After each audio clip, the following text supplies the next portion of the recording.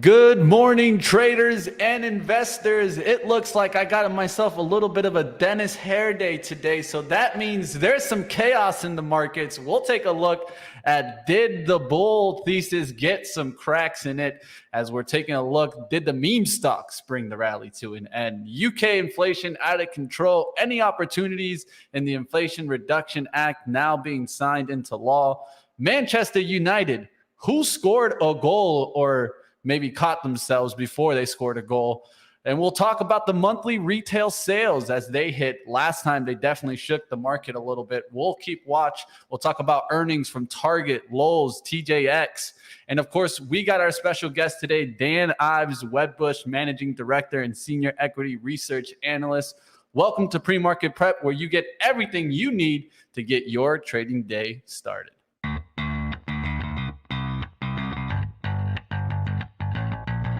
Coming to you live from downtown Detroit, this is Benzinga's Pre-Market Prep with your hosts, Joel Elconin. This is a volatile puppy here, isn't it? And Dennis Dick. I'm bidding a penny. I'd buy that stock for a penny.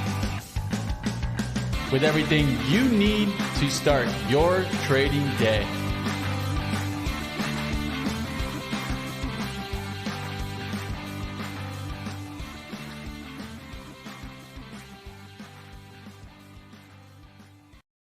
Good morning, traders and investors. Let's bring on Joel Elconin and Dennis Dick. How we doing, guys?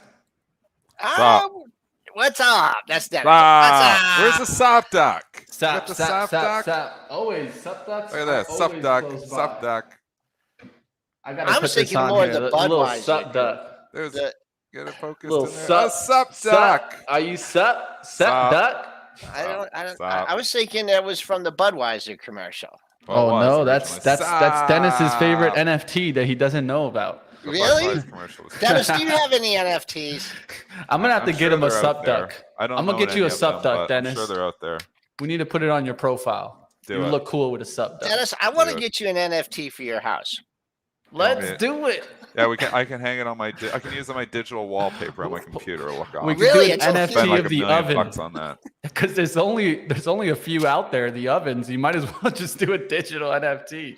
Yeah, you could have a digital oven, and you could cook your meals in the metaverse. Oh, yeah. I'll tell you what. Someone put this market in the cooker because something's going on out there. All right, let's get to the markets. We're playing around too much. The crowd's reel them in. A little chink in the armor yesterday, and it was because of the meme stocks. Of course, we'll talk about them for 27 minutes here.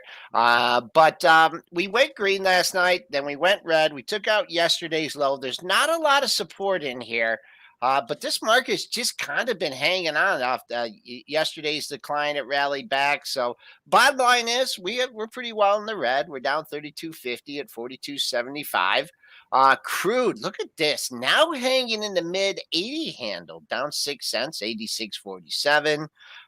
Gold slipping a little bit too, farther away from 1800, down 520, 1784.80. Silver all the way back under 20 after kissing 21 almost, down 29 cents at 1979.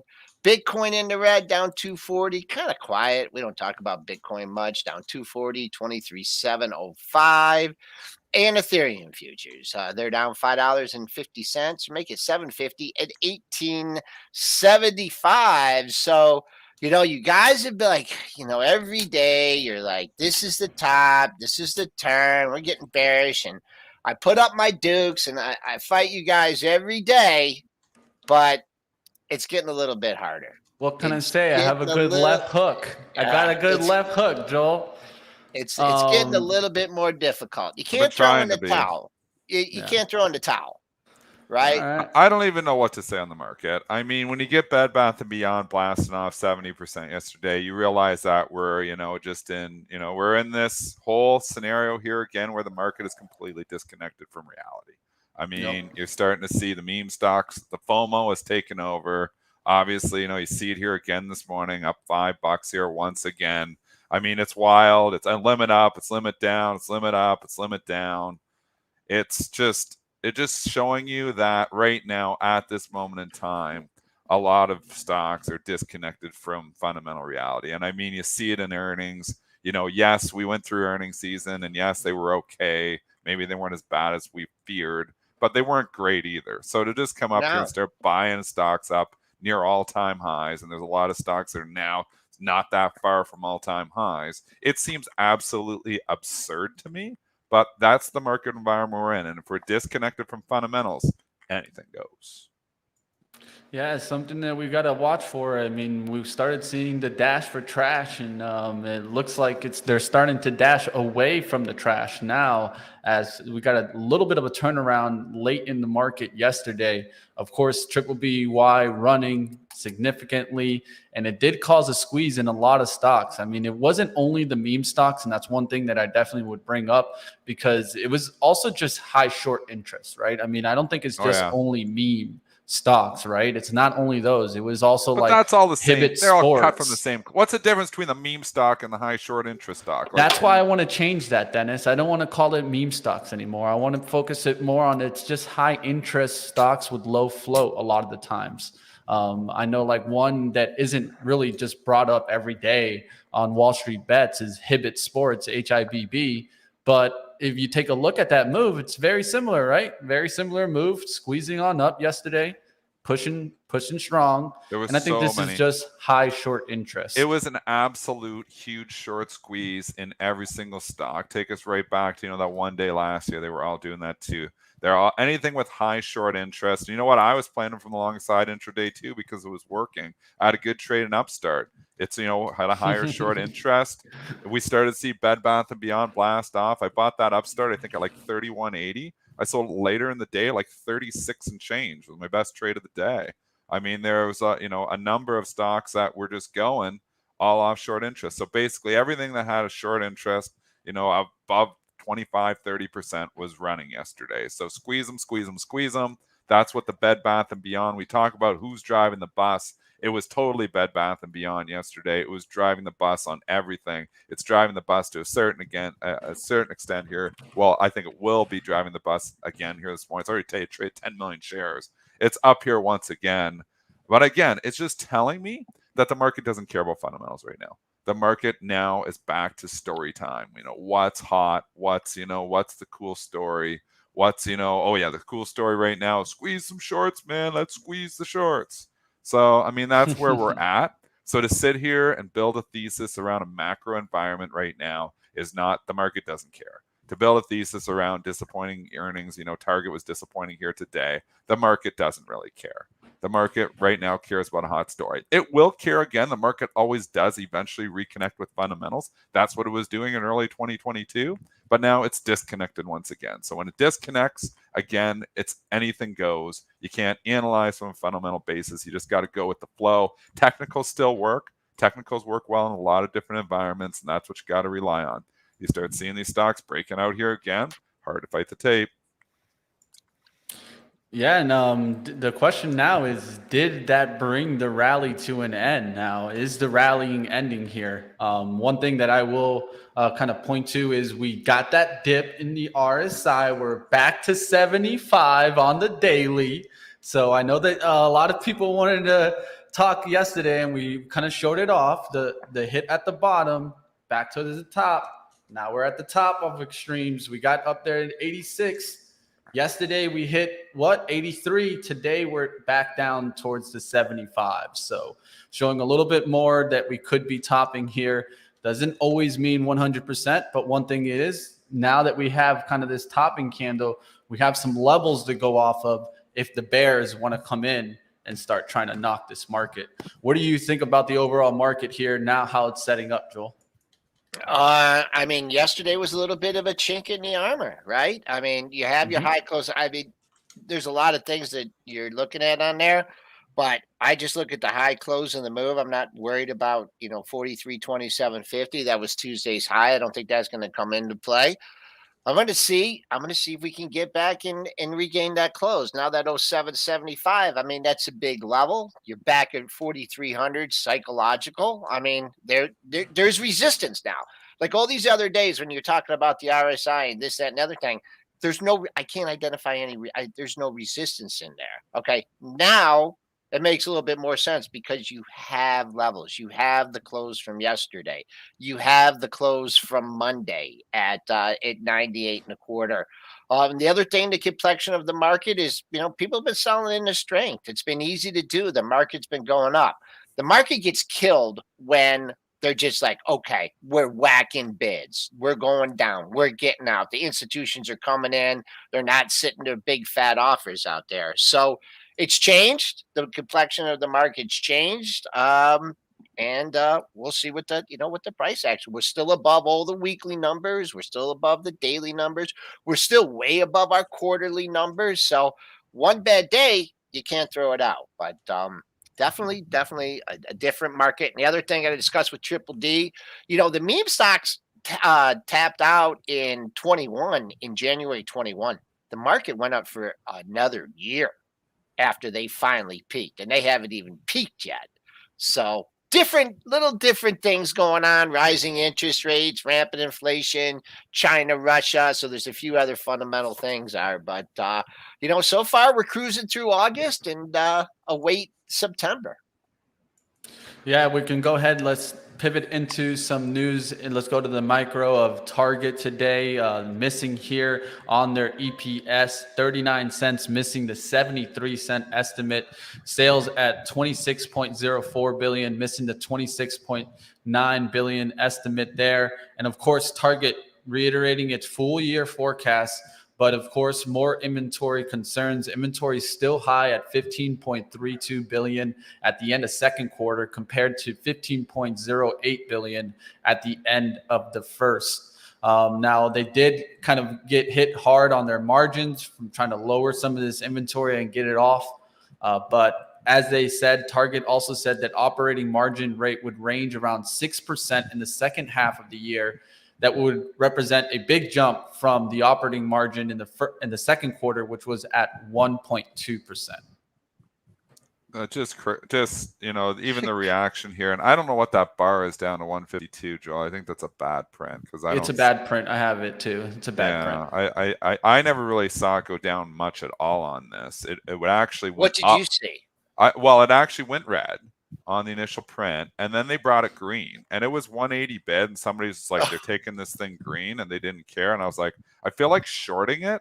Like, I honestly feel like shorting this into this number because this is a crappy report, and they're going to try to take this green. But then I had the whole Bed Bath and Beyond thing going in my head, how disconnected everything is. I'm like, this is just the kind of thing that they do. Stock, misses, just crappy report, and they buy it anyway. So I'm like, I'm just out. I'm just not going to trade it. Obviously, then it went down, so it would have been the call. But I mean, it just shows you how like a Bed Bath and Beyond can influence you in so many other different ways. When you're like not playing with fundamentals anymore, you're not playing, normal news. I see a stock miss like that, I didn't smack the bed. But we're just not in a normal environment here right now. So things are disconnected. So I would think, Target obviously would get hit a lot harder on this, but this is the most forgiving market maybe in the history of markets here right now. Obviously, so many earnings, disappointing and stocks rallying on them anyways. It's hard to say if this is going to have follow through or not. I mean, the buy the dip mentality is out there too. It's a matter of, the S&Ps do have some cracks here. We got hit pretty good yesterday, getting hit a little bit here today. So, today's an important day. We're going to get the Fed minutes, obviously at 2:00. So we'll see what the Fed's thinking. Watch the big boys. And that's another thing that Mitch and I talked about on the Late Show. I mean, you looked. I mean, it wasn't your big boys leading you up yesterday. And actually, on one point, Mitch, when we were on at the close, 7 of the 11 top components in the index were in the red. In the red for the day. So we know that's the stuff that was taking us up. As far as these Target and Walmart charts, I hate them. I absolutely hate these charts. I can give you guys some good analysis. They're hard. On things. I hate these charts. Yeah. I mean, they're playing games with us. They're playing games with us. It's hard.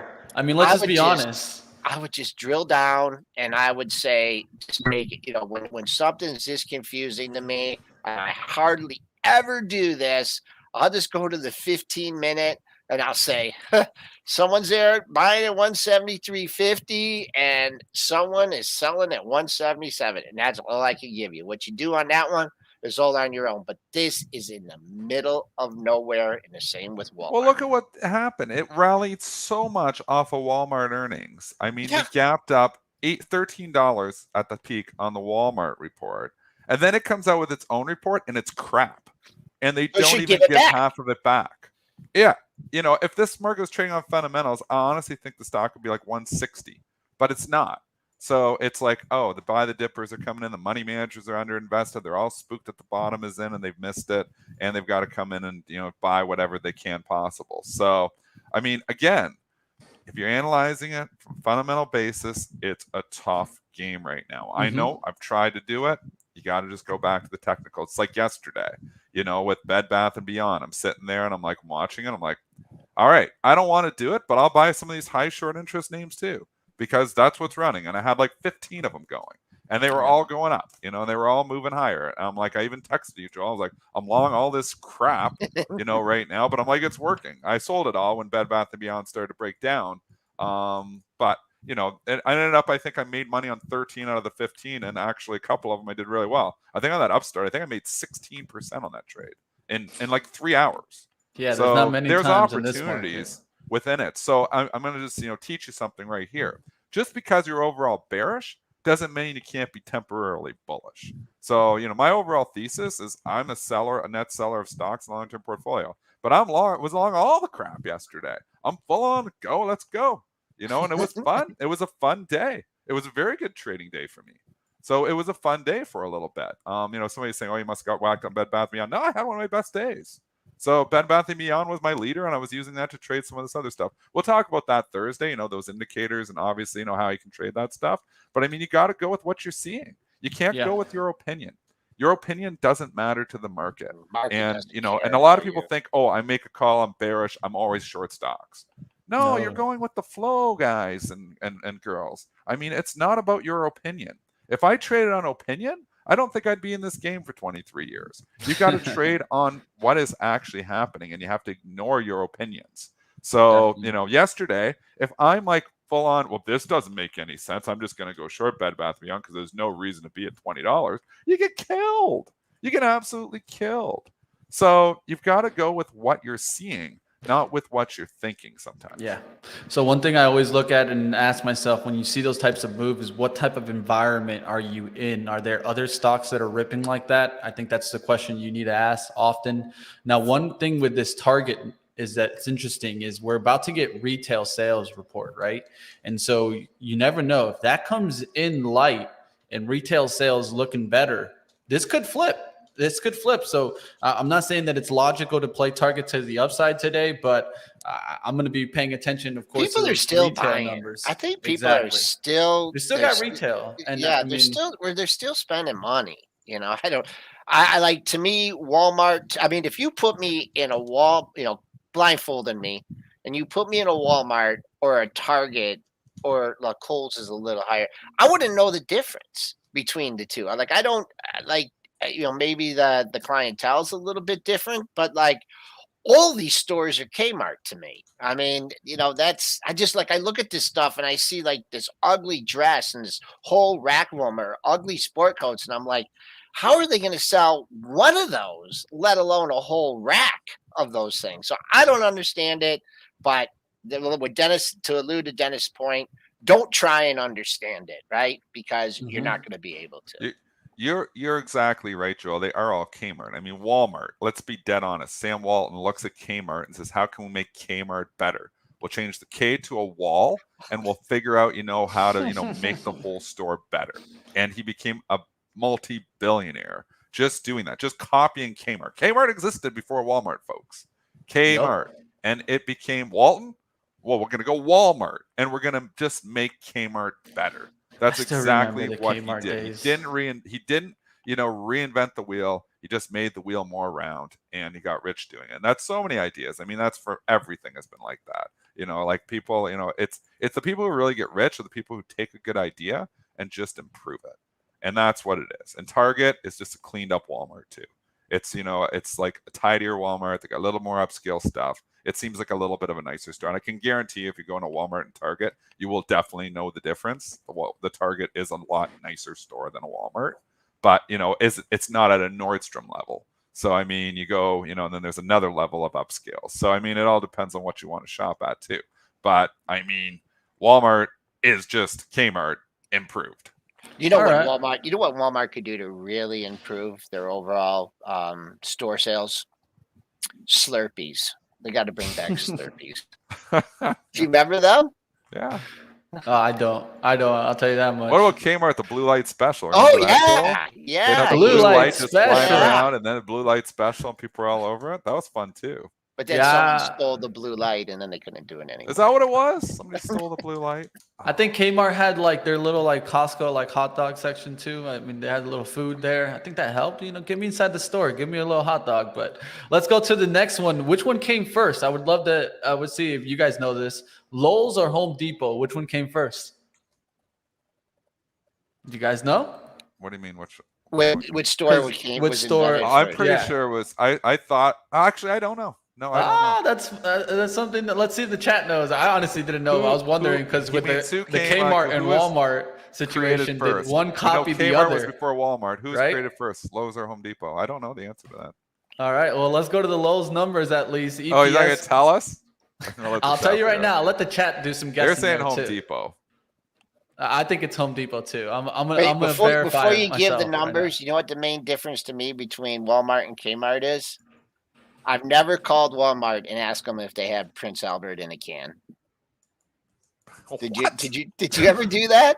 What? It's a tobacco. Going off it's a tobacco, and you call up and you say, "Hello, do you have Prince Albert in a can?"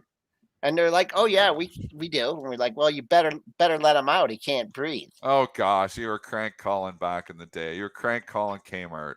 Yes. Joel, and what did you in there was identical. When that came out, you were done. Anyways, go ahead. Joel, you're bad. Home Depot is younger, actually. So Lowe's actually started first. It started October 10th, 1961 in Wilkinsboro, North Carolina. There you go. And Home Depot started June 29th, 1978, almost 17 years later. In Marietta, Georgia. So there you guys have it. Lowe's, man. All right, let's go to those Lowe's numbers here. $4.67 on the EPS, beating the $4.62 estimate. Sales at $27.5 billion, missing the $28.14 billion estimate. They did provide guidance for full year 2022. They just increased the high side a little bit over the estimate. They got it up to, on the EPS, to $13.60, and the estimate is in the 40s. Lowe's does rely more on the do-it-yourself customer, and it seems like that's where they were missing this year. Of course, a lot of people did those do-it-yourself projects in the pandemic, and so maybe that's starting to hit them. The numbers aren't great here either. Market doesn't give a crap. Honey Badger Market, they're good enough. Let's just buy it anyways. We're rip Home Depot. Their report wasn't great yesterday either, and they ripped it all day long. So this is the market environment we're in. Good enough is good enough. I mean, Home Depot did beat yesterday. Lowe's missed on the sales. But we're like, it's good enough, and they buy them anyway. So I don't know when we get the eventual rug pull. I'm not chasing any of these earnings, but it is what it is. You can't fight the tape. Interesting level here. You're opening into yesterday's high, so if you want to get this pre-market high 2250, you're not going to blink here. And I would just, if you think this is going to be a runner like it was yesterday, then you don't want to see it go red. That closing price, that you need to keep an eye on the close, and that closing price from yesterday was 214.12. So there you go. Who's your internet provider, Joel? Joel, who's your internet provider? Because they suck. Comcast. Why? Well, you've been choppy for about a week here now, just like chopping in and out every once in a while. Really? And the reason we know it's you is because me and Mitch are good. It's not your headset, your video camera even actually right now is because he's in the dungeon. I don't know what it is. Like, I would blame Rogers if you had Rogers in the States, because we can blame Rogers. We could just blame it anyways, Dennis. What's that? We could just blame Rogers. Is it it might be Rogers' fault. You know what? I haven't rebooted. Reboot. Well, you can reboot. You can try that after the show, but maybe we'll talk to Comcast there too. They got a Give them a Rogers. ring. Don't worry. I Yeah, short could them be all the some. time They could because have of some that. connections with Rogers or something. So. No, but yeah, definitely. Let's get out of that. Let's go towards the next company. We can talk about TJX here, reporting EPS down 69 cents year over year, 79 cents. Sales at 11.8 billion, missing the 12.08 billion estimate. Are people shopping at TJX and going for a little bit of a discount? What do you guys think?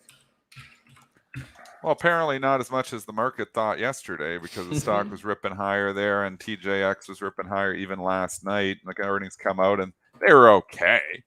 I mean, the earnings were okay, 69 versus 67, but I don't know. I don't think anybody's coming out with great earnings. It's just this market. I mean, it doesn't even matter. You come out and you're like, nah, they were just okay, and they still continue to buy it. It's just the environment that we're in. It's the most, I say it again, one of the most forgiving markets that I've ever seen. It's very forgiving right now. 65, better hold that on the downside. I know you just pierced it in the pre-market trading. That's the pair of lows in the last few sessions. So you cracked 65. I see more downside in the upper 63 handle. And on the day you come out with earnings, the street has you red. You got to look at that close as resistance at 66.65. Next. All right, let's go back here. I did want to talk a little bit about the UK inflation coming out of control here. CPI coming in at 10.1 annually, above the estimates of 9.8, up from 9.4% in June. Core inflation also coming in hot at 6.2, rising from 5.8 in June. And showing more that the food cost was the main driver here. Supermarkets had little choice but to pass on the price increases from suppliers. Of course, this is coming across the pond from UK, and just showing more and more, at least Europe. I don't see them having any type or close of some soft landing. It's almost kind of when do they kind of consider recession hitting there in Europe, but it doesn't look good. And to your point, Mitch, when they're telling you it's 13, it's basically the real inflation rate's double that. I mean, just like our CPI, you can basically double the real inflation rate that they tell you, because we know they don't calculate the same way they did years ago. I mean, are we at peak inflation? Yeah, I think we're at peak inflation for the most part, but doesn't mean it's going to come right back down. Doesn't mean like, oh yeah, we're just going to go right back down to 2% again. So, I mean, that's the overall concern here is, I still think the Fed has a lot of tightening to do, but we'll see what the minutes say. I mean, the Fed, as the market came down a bit, I don't know if they're going to be hawkish on it. The market's come back up. They have every opportunity to be very hawkish, because it's not like the market is even in the gutter anymore. I was a Fed on these minutes here today, and I know I've moved away from the UK because we're not in the UK, we're in the US. But I think if I'm, the Fed, I'm looking and saying, well, the market's had a pretty good rally. I think, that we can, say what we want to say. And I think they're going to say that, hey, inflation's still hot and we're going to stick to the course here and we're going up in September again. Yeah, they're not backing down. They're not backing down. I don't think they are. I don't think they are either.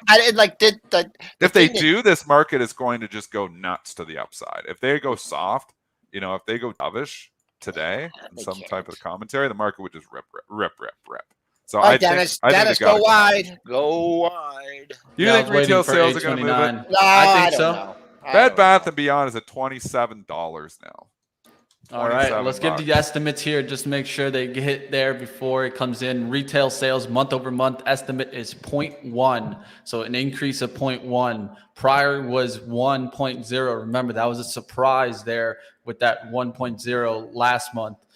Core retail sales month over month estimate at negative 0.1, so a decrease of 0.1. Prior was 1 there, so don't miss it here. It's going to be something that we're all going to be watching. It's about to hit. We'll see if this moves the market. One stock that I will be watching, I talked about it earlier, will target rebound with this. That's what I'm going to be taking a look at. Also, TJT. Okay. Yeah, can we get a little bit of a kind of retail bouncing back here? I think with your target, I think people get caught in that yesterday. They got caught up in the Walmart. They got Walmarted there, so they got Walmarted. I think a lot of people will be like, well, they won't look at it like a rollback, like a Walmart rollback. The first knee-jerk reaction was a new low at 66.50. Or if that's just the algos, the pre-algo traders, whoever sold it at 66.50 is not too happy right now. We're back up at 73 and a quarter. I wish I had something for you in that 42.60 handle. I don't. Little spike. Look at we're getting on. Look at that algo jumpers there. The market goes thin, and they're just throwing the orders. You just hit 42.75. Nothing there either, and we don't even have the number out. You got a 10-point move, right back to where we started from, right at 71.75, 72. So let's see here. The first move was down. Now we're flat. Breaking news All from right, Rick, there we Ranger go. Rick. What do you Core's got retail for me? sales 0.4 increase versus the expected was a decrease of 0.1 there from the cores. That's a good sign there for retail. Good number coming in here. Higher than expected, better than expected at 0.4 an increase versus a decrease of 0.1. So there you Bad news. Good news is bad news, right? yeah, Because isn't it's that up, the way the logic works, right? right? I told y'all people were still spending money even before you got the stupid retail sales number. People are still out there spending. Not sure what they're spending it on. Still right now the market's taking the position that So it's hot. It's hot, it's a and we're split. fighting It's a inflation. split number. So the core number came in better, but then the overall number came in worse than expected at 0 versus the increase of 0.1. So I mean, there's not too much of a change there, but the retail sales at 0%, no unchanged, versus the increase of 0.1 that was expected in the core retail sales. It came in better than expected there. So that's interesting to note. Something that we'll keep watch. And it doesn't look like the market moved too much, but we'll see. Well, it's actually about Dennis. 2-3 points away from where it was before the number. I mean, I think the direction of the market was really determined even before the number. We were selling off overnight. People taking a little bit of a defensive position in the market. Took the opportunity to sell a little bit of strength there. We're getting into areas of really limited support here. I can't give you anything down until an intraday low. So, market economy still rolling along. So if the Fed's trying to put a dent in inflate, stop people from spending, looks like they're still out there spending. We'll keep watch. We'll see what happens here. Remember, we got some retail that came in this morning, so we'll see how those affect the earnings going into the open. All right. Looks like we got about a minute here till we get towards our guest. Do we want to talk a little bit of the Elon thing right quick? Yeah, throw it in there. Let's do it. Manchester United, Man U is the ticker, getting a push after the Elon Musk tweeted that he was buying the British football team. And then he said really quickly, I was joking. Can I pull that back? I'm going to call him the Elon Musk forever now. I love that. Mitch says Elon Musk. I like it. The Elon Musk. Not, he deserves like it. Sir Elon Musk or anything. We're going to call him the Elon Musk. He'll be the only person in the whole world called the. It's like the Joel Elconin. It's like referring to the king. Elon Musk. So the Elon Musk tweets out something that he honestly doesn't even know what he's tweeting half the time. He just tweets and doesn't think. He probably didn't even realize Manchester United was a public company. So then obviously, he's tweeting out something silly.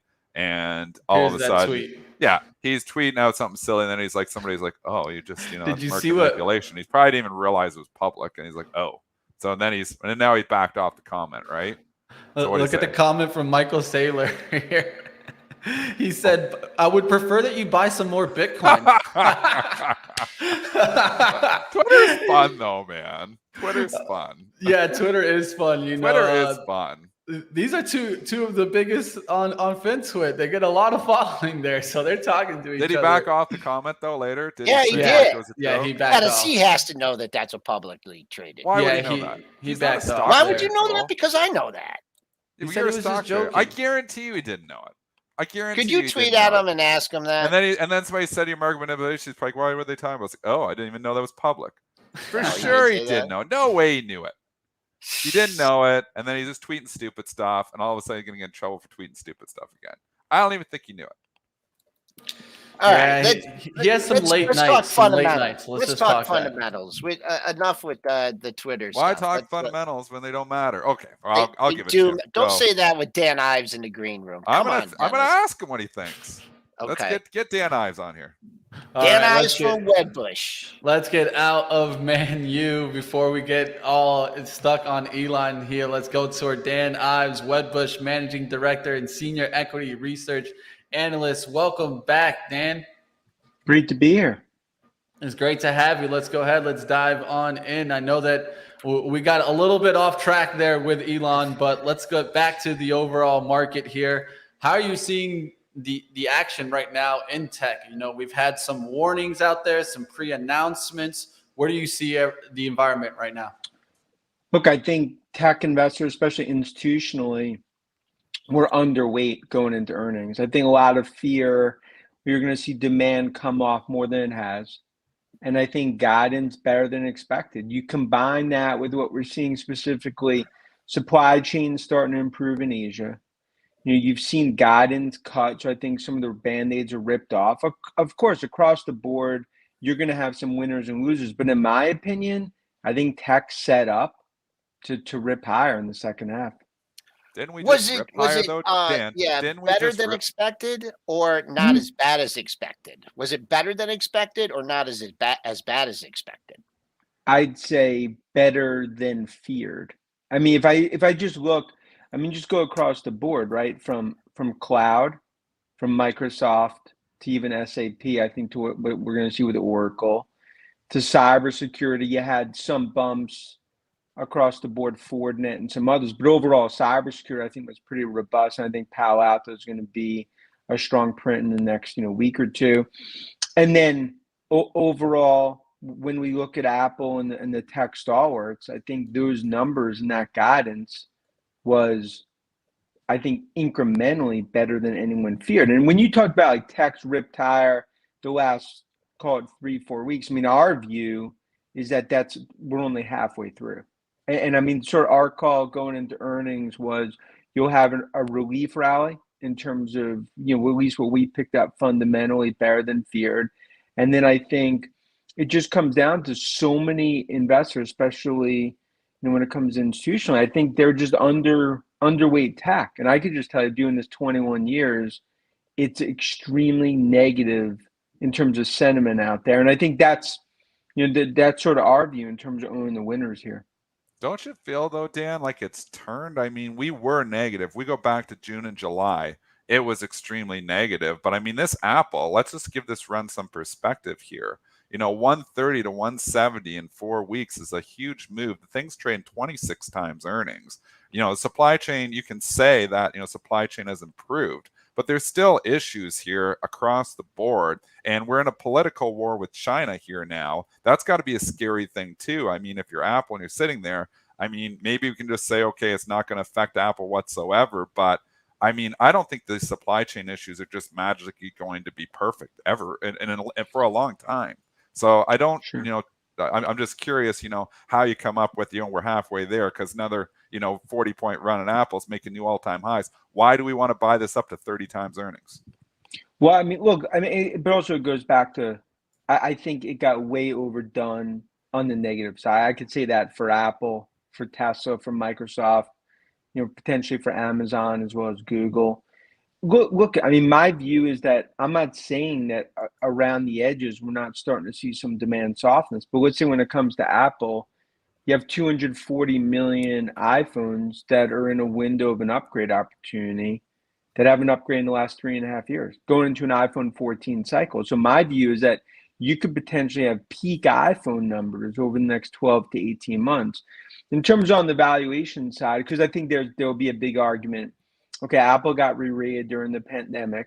Why shouldn't it get re-rated lower post-pandemic? I mean, my view is that services is here to stay from a valuation perspective. I think that's worth 1.2 to 1.4 trillion. I think that, that for me as a bull in terms of long-term on the name, that's sort of my view, how we see this name playing out. But again, I might hear all the time from the other side, I get the negative sort of view, especially on tech and some of these names, but at least where we stand today, I feel firmer today in the bullish thesis than I did a month ago. So what other stocks do you like then? Like Apple, obviously, say, but there's in Palo Alto you've mentioned as well. I've seen you on CNBC talking PANW as well. What other stocks? Is there any like catch up trade here potentially? Like Apple's really run, but maybe some of the other ones Sure. haven't. What else do you like, Dan? Well, I think I think Salesforce is going to be a catch up trade. I think that's one. I think there's a lot of negative sentiment there. Our checks have been strong on Salesforce. I think that's what I view as a catch up trade. I think you're seeing it in CyberArk as a catch-up trade in terms of cybersecurity. Also look at Ping that got acquired, SailPoint, and some others. I think CyberArk is a top M&A candidate.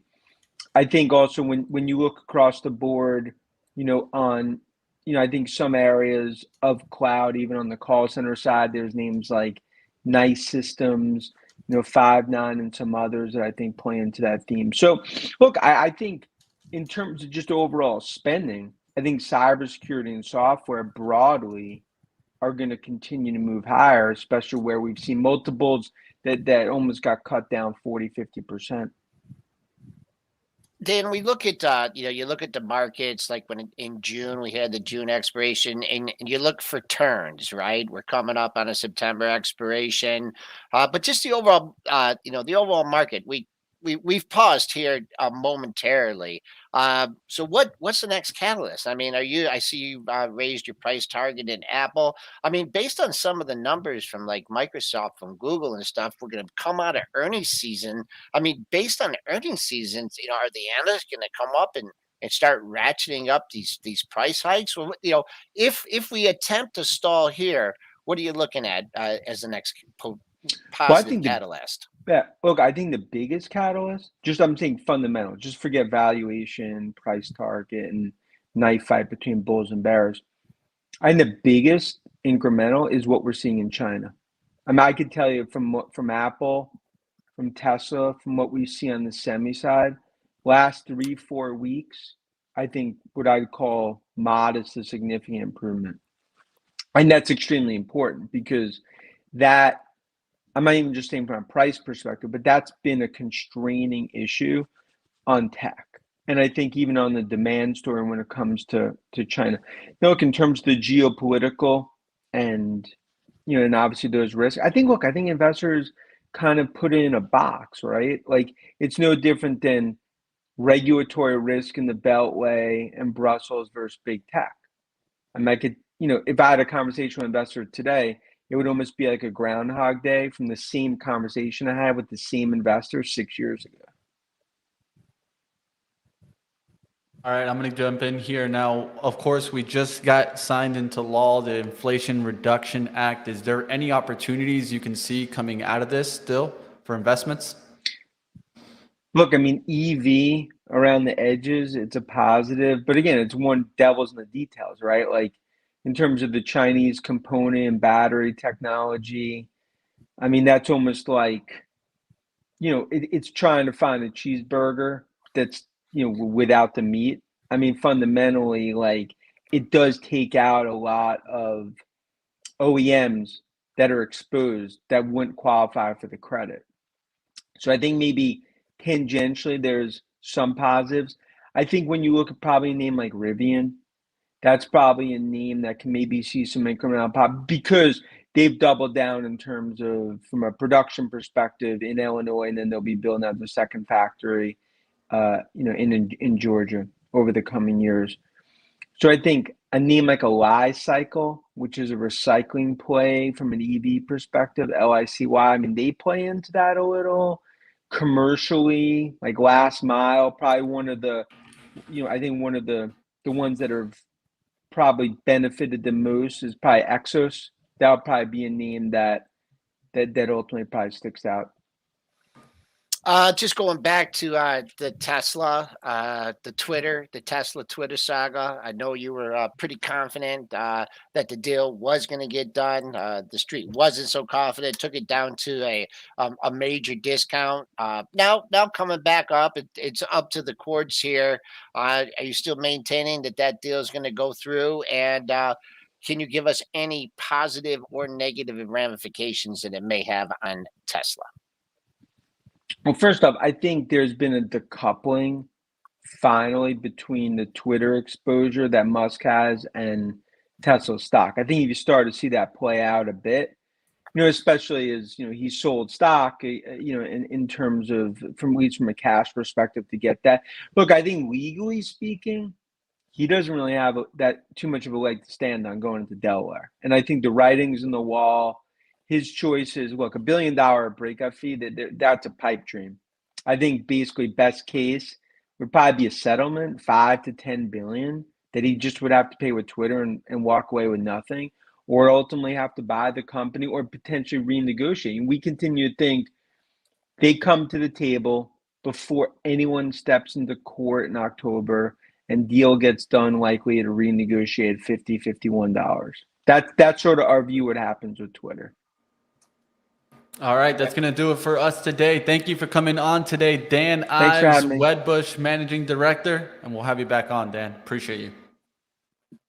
All right, let's go ahead. Let's start wrapping on up. If you guys got a ticker or something that's on your radar, throw it up in the chat. We're going to get into some ticker time in just a few seconds here. Let's take an overall look. How do you see the market right now, Joel? How do I see the market? I see we bounced off the pre-market low. We're definitely in the exact same area as we were before the retail sales numbers. Target still staying within that range. So I still think the market's still undecided. I think the direction, the little dip was kind of predetermined by the by the momentum from the pre-market trading. One trade that I will be looking to see if it comes to an end is the solar trade. I wanted to start taking a look to see if solar starts turning around. Of course, we've got a huge movement with the Inflation Reduction Act.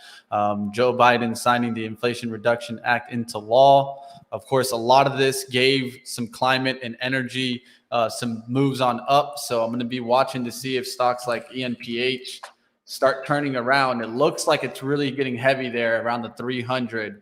So we'll see what happens in the solar stocks. All right, multiple highs in the same area, consolidation. So at this point, you've had a big move up. The trend is up. You have the consolidation. We'll see how the consolidation is resolved here. Major sellers in the 300 handle, but the buyers are stepping up at 290. Dennis, I just want to ask you off that retail. I know you were watching the retail sales number, and we had the algo jumpers in there. Did you see any notable price action? It was a non-event. If the SPY non-event. isn't moving, the stocks aren't moving. So, SPY moved 2 points on it. So, no, that was a non-event. The price action, the action here today, and we got to go back to this Bed Bath & Beyond. I mean, it's up 37% now. It's up $8. I'm starting to see the short interest names start to catch a bit here again, too. You can slowly start to see GameStop's up 3.22% here. AMC is now up 1.57%. They were all down early. You got Fubo, which was, getting, talked about in social media, on Twitter. I saw it as well. I mean, this is the story right now. So you got it, the market's doing its thing, and you've got, this meme stock, high short interest stock, if you want to call it that. That's maybe a better name for it, like Mitch said. Mania happening here as a sideshow. So there's two shows happening where the market's a little bit nervous right now because we've run a long ways, but you got this sideshow FOMO that's just running rampant here right now, and I mean to an extreme level. So I'm not even sure what to say on this market, Joel. It's a tricky market to, come in here. I'm going to go right back to, we can analyze everything we want from a fundamental basis. It doesn't matter right now. So right now there is FOMO. Dan Ives made a good point. There's a lot of money managers who were just too dang bearish tech. They were just too bearish. And obviously, they're, playing catch up now, and they're chasing, and, we talk about retail. A lot of people talk about retail being the dumb money. I'm going to say the dumber money is sometimes institutional investors. They literally just seem to get it wrong. It's why 80% of money managers, 90% of money managers don't beat the S&P. They're all, bouncing around trying to, crunch their numbers on fundamentals, and meanwhile, it's trading. Technically, it's trading with so many other, stories, trading so many other things right now. So these institutional money managers are all bearish right at the bottom. Now they're all chasing. To Dan Ives' point, great point. They're all chasing here at this point in time. And until they start to get, to a point where they're overweight tech again, maybe we're going to continue to see the rally. So it's hard to just sit here and say, oh, yeah, these earnings, this report wasn't good, or this is going to be driving, or these retail sales are moving the markets, when, the retail sales mattered zero today. It mattered zero again. When you're in this environment, macro, and economic numbers just don't matter as much. CPI matters to the market. They don't care about retail sales. Yeah, we got the options expiration on, it's not a quarterly one. And as we talked with Tim on Monday, it's, turning points, the liquidity aims for those Friday expirations. And then there's kind of a little sigh of relief the following Monday as they reload the positions. So that's something that we could look forward to. Target not really moving here. People still undecided on this report. Very price discovery still going on here at 176. S&P's just kind of creeping up here. Update on the Lowe's, LOW, kind of getting a little bit sticky at yesterday's high. So keep an eye on that. So Mitch, if you wanna lead some ticker time here, let's see if we can find some good ones. All right, we'll do some tickers, and as I search some up right here, we could take a look. ARK is leaking a little bit here in the pre-market, just to kind of keep in mind of growth stocks. That's one thing that I'm watching to see how this rally continues or changes up. Does it get away from kind of the growth? Yesterday, right out the gates, ARK was dropping fast. Here it's dropping fast in the pre-market. We'll see if it takes out yesterday's low. Yeah, notice ARK not connected with the meme stock mania, which is interesting in itself. ARK was not participating. They didn't have ARK blasting off, and they were buying every high growth tech name. They weren't. They were buying only the ones that had a high short interest. It was, a day like, you look at a stock like Square, it was actually down for a lot of the day. I'm still going to call it Square forever. There's just was a lot of tech names that actually weren't participating in even the morning rally. Then obviously in the afternoon we sold off. So I mean, it's very, it's funny. There's just pockets. It's like there's just pockets of movement, and we say the retail trader, but it's mostly the algos, Joel. You know it too. This is algorithmic hedge fund driven, where you all of a sudden can see the pockets like, oh, this is moving, this is getting talked about. Certain people, tweet stuff out on social media, and the algos instantaneously, take these stocks to limit up. And the people we're talking about. So many influential, that's got like 500,000 followers, and they, tweet stocks, and then they go. I mean, the algos are all over that stuff too. So this is mostly algorithmic driven, but the algos just seem to move their way, and they're interested in all this high short interest stuff right now, and that's what's really moving. But it's all just a sideshow too, because the S&Ps, at the same time, are starting to show some weakness here. So that's to be of note. But my concern as a bear, if you are bearish, is just that Dan Ives point. There's a lot of money managers who are just too bearish tech, and you get a pullback in any of these names, they're probably going to use that as an opportunity to reload. So because this market doesn't have regular fear right now, it just has the fear of missing out. All right, let's go to some of these tickers. Just let me give real quick. Yeah, of course. That was the ticker. In order for this Kathy, this Mary Ride North to continue, I keep an eye on 49. 49.33 was yesterday's low. Your 5-day low, 49.05. So this is what she's been, she's been like having the bumps, and then you find a couple lows in the same area, a little consolidation, a little bump, couple lows in the same area. So I'm keeping an eye on the downside. X marks the spot at 49. And then on the upside, you got a very good level. It really is going to have to go in a pretty good rally mode. I don't think we're going to see it today. The high close of the move was 52.19 on Monday, 52.12 yesterday. I think your sellers are going to step down off that. So there's some levels to keep an eye to see if the ARK rally can continue. All right, now let's do X. You said X marks the spot. So. X. Oh. All right, I'll let you go first on X, Dennis. Sleepy. Very sleepy. But we've had a nice comeback in this one here too. I mean, this is just, you're $16, now you're 25. I've always talked, the stock's traveling waves. You're going, your overall trend is still down. You're waving up here right now. You're back at the point where you struggle in May and June. It would be a natural spot for, where this stock would likely fail. So, it looks cheap, when you look at it on a valuation level. But again, these earnings are very cyclical. And if we go into a recession, you can see a scenario where X would start losing money.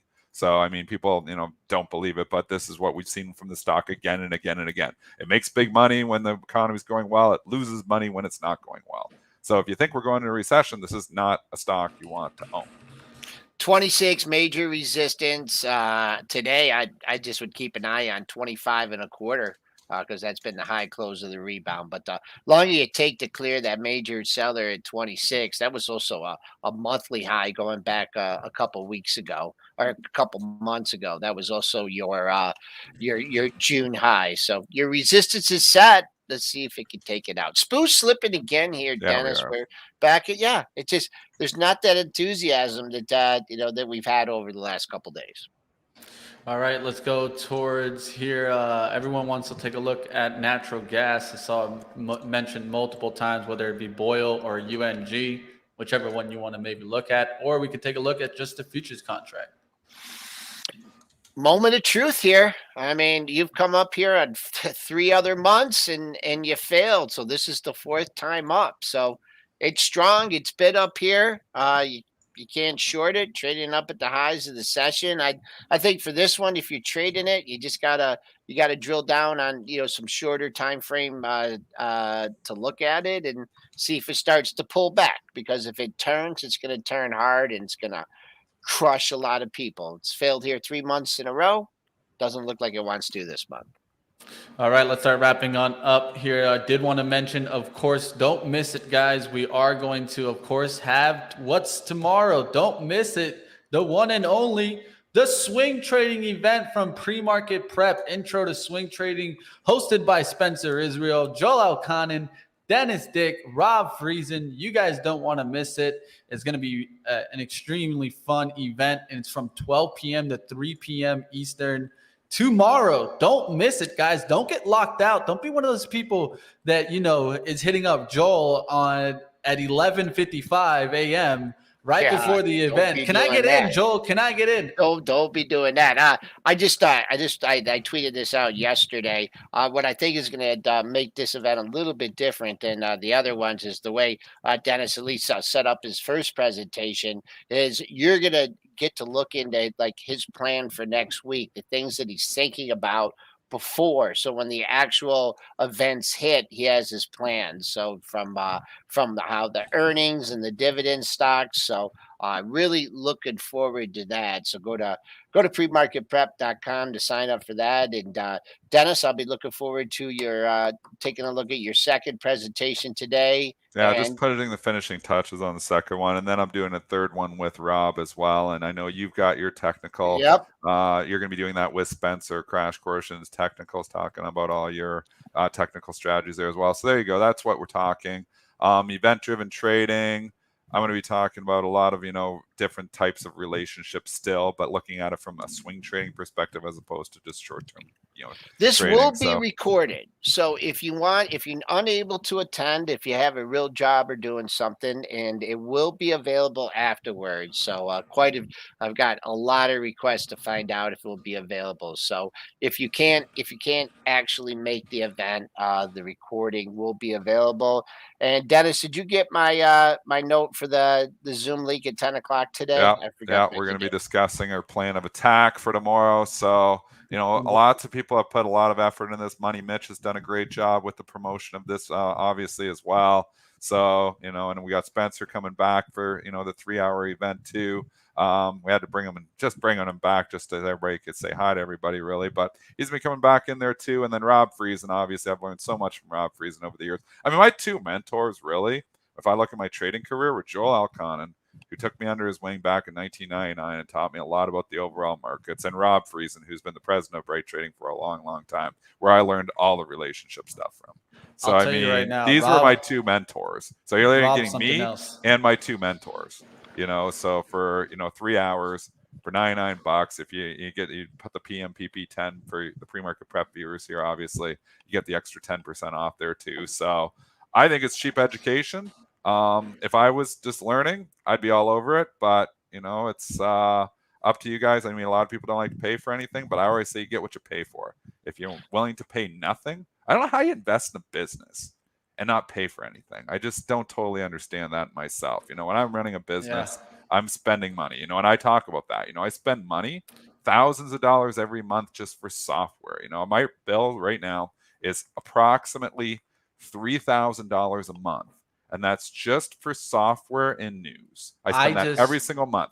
I just spent $1,000 on just CMT material. So I think this might be a little bit better for you guys out there than that $1,000 that I just spent. And that's just to take the exam. Doesn't even mean that you even get the certification. So if you guys want to learn from these traders right above me, these are the guys that definitely have taught me more and more about focusing on relationship trading.